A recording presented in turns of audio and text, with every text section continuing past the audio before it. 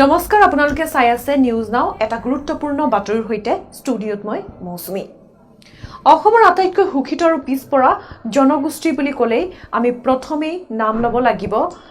চাহ জনগোষ্ঠীয় লোকসকলৰ ব্ৰিটিছ উপনিৱেশিক কালৰে পৰা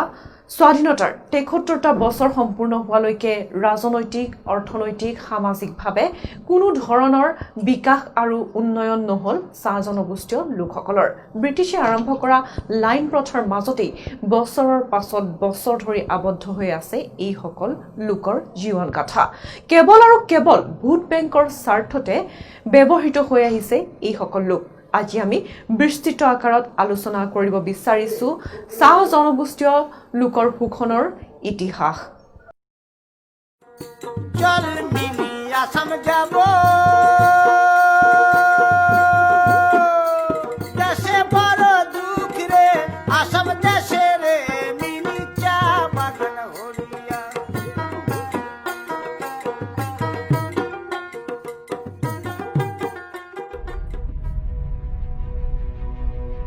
1837 চনত ইংৰাজে অসমৰ বিশাল ভূমিত আৰম্ভ কৰিছিল চাহ খেতি 1851 চনৰ পৰা আৰম্ভ হয় অসমত চাহ উৎপাদন আৰু লগে লগে সৃষ্টি হয় চাহ জনগোষ্ঠীৰ নামেৰে এটা সুখিত শ্ৰেণী অসমত আৰম্ভ হোৱা এই চাহ উৎপাদনৰ লগে লগেই অসমলৈ আমদানি কৰা হ'ল একাংশ চাহ শ্ৰমিকক ঝাৰখণ্ড উৰিষ্যা পশ্চিমবংগ অন্ধ্ৰপ্ৰদেশ বিহাৰ আদি বিভিন্ন ৰাজ্যৰ পৰা পিছপৰা জাতি জনজাতীয় লোকসকলক শ্ৰমিক ৰূপে অনা হৈছিল অসমলৈ পৰিয়ালৰ স্বামী স্ত্ৰী ল'ৰা ছোৱালী সকলোকে বিভিন্ন প্ৰলোভন চলচাতুৰি তথা বলপূৰ্বকভাৱে কলিকতাত একত্ৰিত কৰি অসমলৈ আনিছিল ব্ৰিটিছসকলে আৰু যাত্ৰাপথতেই বহু শ্ৰমিকৰ কলিকতা নাপাওঁতেই মৃত্যু হৈছিল তাৰে আধামৰাসকলৰ মাজৰ পৰা পলাই যাব বিচৰাসকলক ধৰি আনি নানা ধৰণে শাৰীৰিক আতিশয্য চলাই অসমৰ চাহ বাগিচাসমূহলৈ পুনৰ চালান দিয়া হৈছিল কলিকতাৰ পৰা অসমলৈ ৰেলেৰে আনোতে এনে বহু শ্ৰমিক বেমাৰত পৰিছিল আনকি ৰেলগাড়ীৰ উন্মুক্ত ডবাটো উঠাই অনা হৈছিল চাহ শ্ৰমিকসকলক বৰষুণত তিতি ৰ'দত শুকাই ভয়াৱহ বেমাৰত আক্ৰান্ত হৈছিল অধিকাংশই ৰেলগাড়ীৰ ওপৰৰ পৰা বেমাৰী দেহাৰে জঁপিয়াই আত্মহত্যাও কৰিছিল বহু লোকে হাড়ভঙা পৰিশ্ৰমৰ বিনিময়ত সামান্য মজুৰি সৰু অপৰাধতেই অত্যাচাৰ বেত্ৰাঘাত এনেকৈ শিকলিৰে বন্ধা শ্ৰমিকেৰে নিষ্ঠুৰ নিৰ্যাতন শোষণৰ মাজেৰেই অসমত আৰম্ভ হ'ল চাহ উদ্যোগ ভাৰতত যিমান উদ্যোগ আছে সেইসমূহৰ ভিতৰত আটাইতকৈ কম মজুৰি দিয়া হয় অসমৰ চাহ উদ্যোগত অথচ ভাৰতৰ ভিতৰতে আটাইতকৈ বেছি শ্ৰমিক থকা ব্যক্তিগত খণ্ডটোৱে হৈছে চাহ উদ্যোগ কিন্তু 167 টকাৰ দৈনিক মজুৰিত আজিও কাম কৰিব লগা হৈ আছে চাহ শ্ৰমিকসকলে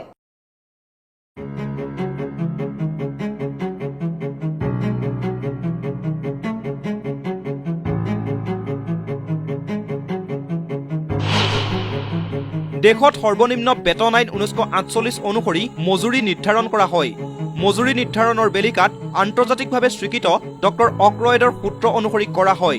এই সূত্ৰ অনুসৰি শ্ৰমিক পৰিয়ালক দুজন প্ৰাপ্তবয়স্ক আৰু দুজন ল'ৰা ছোৱালীৰ গোট হিচাপে ধৰা হয় ইয়াত উল্লেখ কৰিছে এজন লোক বাচি থাকিবলৈ প্ৰয়োজন হয় 2700 কেলৰি খাদ্য ডক্টৰ অক্ৰয়েডে চাৰিজনীয়া পৰিয়ালক 3 ইউনিট হিচাপে ধৰি সূত্ৰটো আগবঢ়াইছে ইয়াত শ্ৰমিক 1 ইউনিট শ্ৰমিকৰ পত্নী 0.8 ইউনিট আৰু ল'ৰা ছোৱালী দুজনক 1.2 ইউনিট সৰ্বমুঠ 3 ইউনিট হিচাপে ধৰিছে গতিকে চাৰিজনীয়া পৰিয়ালৰ বাবে প্ৰয়োজন হ'ব 8100 কেলৰি খাদ্য ইয়াৰ লগতে 72 ইয়াৰ্ডছ কাপোৰ কানিৰ প্ৰয়োজন হয় প্ৰতি বছৰে এটা চাৰিজনীয়া পৰিয়ালৰ কেৱল খাদ্য আৰু বস্ত্ৰই শেষ কথা নহয় শিক্ষা স্বাস্থ্য আমোদ প্ৰমোদ উৎসৱ পাৰ্বণ বিবাহ ইত্যাদিও আছে কিন্তু প্ৰকৃততে চাহ বাগিচাসমূহত এই নীতি নিয়মসমূহ মানি চলা হৈছেনে ইফালে চৰকাৰী সূত্ৰ অনুসৰি চাহ বাগিচাসমূহত জন্ম লাভ কৰা 59.9% শিশুৱে কম ওজনৰ আনহাতে সন্তান জন্ম দিয়াৰ সময়ত প্ৰতি 10,000ৰ বিপৰীতে চাহ বাগিচাসমূহত 836 গৰাকী মাতৃৰ মৃত্যু হয় অসমত মুঠ 803খন সৰু-বৰ চাহ বাগিচা আছে ইয়াৰে 503খন বৃহৎ আৰু 298খন মজলীয়া চাহ বাগিচা আৰু 1 লাখ ক্ষুদ্ৰ চাহ বাগিচা আছে 2020 চনত শ্ৰম বিভাগৰ তথ্য মতে বাগিচাসমূহত কৰ্মৰত মুঠ চাহ শ্ৰমিকৰ সংখ্যা হ'লগৈ 6,64,800 35জন আৰু ইয়াৰে 3,85,612 স্থায়ী শ্ৰমিক আৰু 2,91,223 গৰাকী অস্থায়ী শ্ৰমিক।